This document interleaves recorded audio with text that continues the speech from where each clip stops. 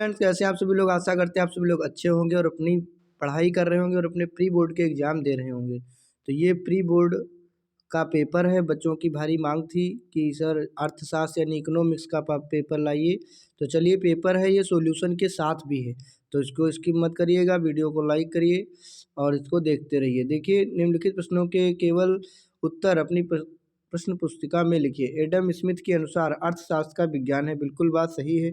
तो ये मतलब विज्ञान है, ये किसका मतलब है? कल्याण का, संपत्ति का, मतलब अर्थशास्त्र का विज्ञान है, तो धन का विज्ञान है। सा विकल्प सही है। इसके बाद में दूसरा प्रश्न है, निम्नलिखित में से किस अर्थशास्त्री के द्वारा तटस्थता यानी अनधिमान का वक्र विश्लेषण सिद्धांत दिया गया था? तो वो थे कौन? Professor Hicks. वो थे प्रोफेसर हिक्स। पहला विकल्प सही है। नेक्स्ट क्वेश्चन देखते हैं। निम्नलिखित में से एक फर्म के संतुलन की स्थापना है तो आवश्यक शर्तें कौन सी हैं? तो इसका है आ और बा दोनों, मतलब सीमांत आय बराबर सीमांत लागत और सीमांत लागत वक्र सीमांत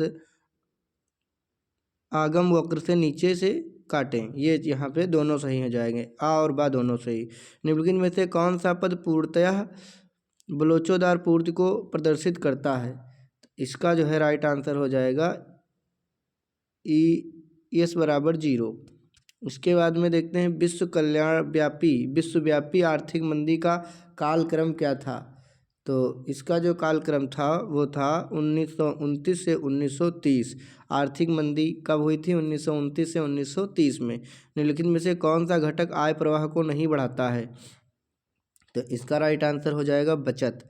बचत जो है आय के प्रवाह को नहीं बढ़ाता है। निम्नलिखित में से कौन सा राष्ट्रीय आय का घटक नहीं है? राष्ट्रीय आय का घटक नहीं है मजदूरी एवं वेतन। ये राष्ट्रीय आय का घटक नहीं है। निम्नलिखित में से कौन सा केंद्रीय बैंक का कार्य नहीं है? Question number 8। इसका राइट आंसर है राजनीतिक नीति निर्माता। अगला है, निम्नलिखित में से कौन सा संबंध उत्पादन फलन को व्यक्त करता है? तो इसका राइट आंसर है लागत उत्पादन। अगला है, निम्नलिखित में से कौन सा संगठन भारत में राष्ट्रीय आय का मापन करता है? तो इसका है केंद्रीय सांख्यिकी संगठन। केंद्रीय सांख्यिकी संगठन। नेक्स्ट देखते हैं यहाँ पर, अवसर लागत से क्या समझते हैं? 11 नंबर क्वेश्चन। क्रमवाचक उपयोगिता विश्लेषण से आप क्या समझते हैं? अर्थशास्त्र की केंद्रीय समस्याओं का उल्लेख कीजिए। स्थिर विनिमय दर प्रणाली के गुण लिखिए। सीमांत बचत प्रवृत्ति को परिभाषित कीजिए। वस्तु एवं सेवा कर जीएसटी राजकोषीय घाटे को परिभाषित कीजिए। मूल्यह्रास से क्या समझते हैं? इन सभी प्रश्नों के उत्तर हम लोग देखेंगे, भी एक साथ दिखाएंगे। और बजट सेट एवं बजट रेखा को परिभाषित कीजिए। उत्पादन की अल्पकाल एवं दीर्घकाल संबंधी संकल्पनाओं की व्याख्या कीजिए। व्यापार संतुलन एवं भुगतान संतुलन के मध्य अंतर स्पष्ट कीजिए। राजस्व प्राप्तियों के विभिन्न मदों की विवेचना कीजिए। न्यू मांग की समस्या का वर्णन कीजिए। वाणिज्यिक बैंकों के मुख्य कार्यों की व्याख्या कीजिए।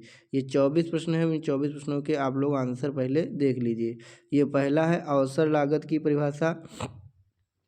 एक सेकेंड भाई, ये पहला है अवसर लागत की परिभाषा।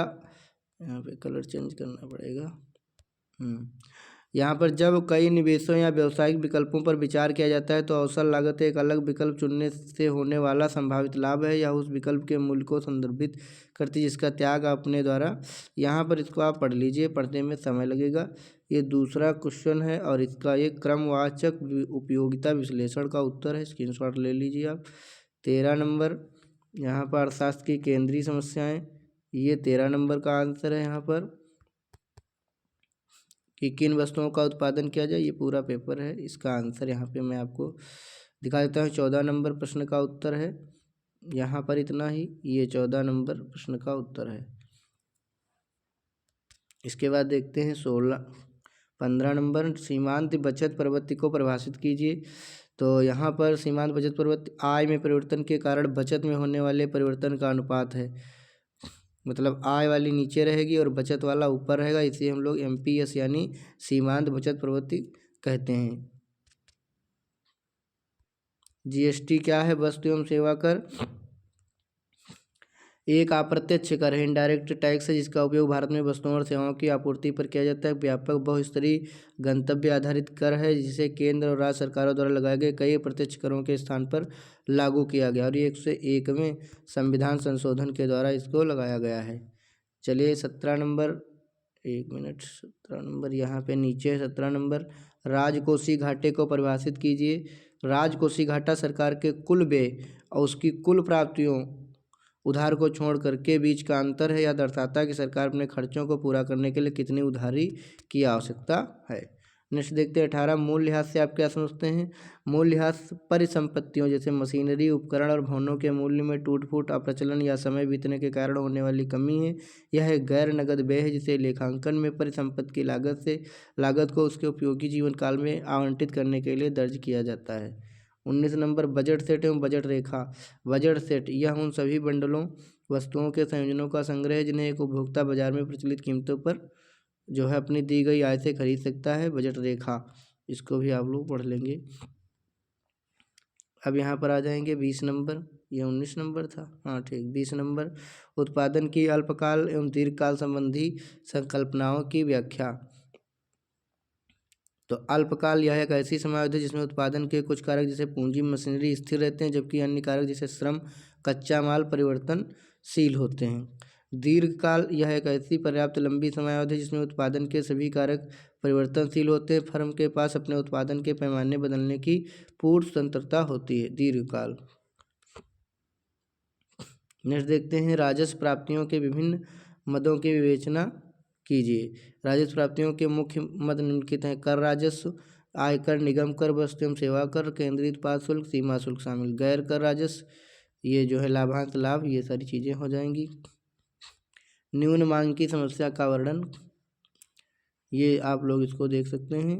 इसके बाद 24 नंबर, वाणिज्यिक बैंकों के मुख्य कार्यों की व्याख्या। ये हैं इसके मुख्य कार्य।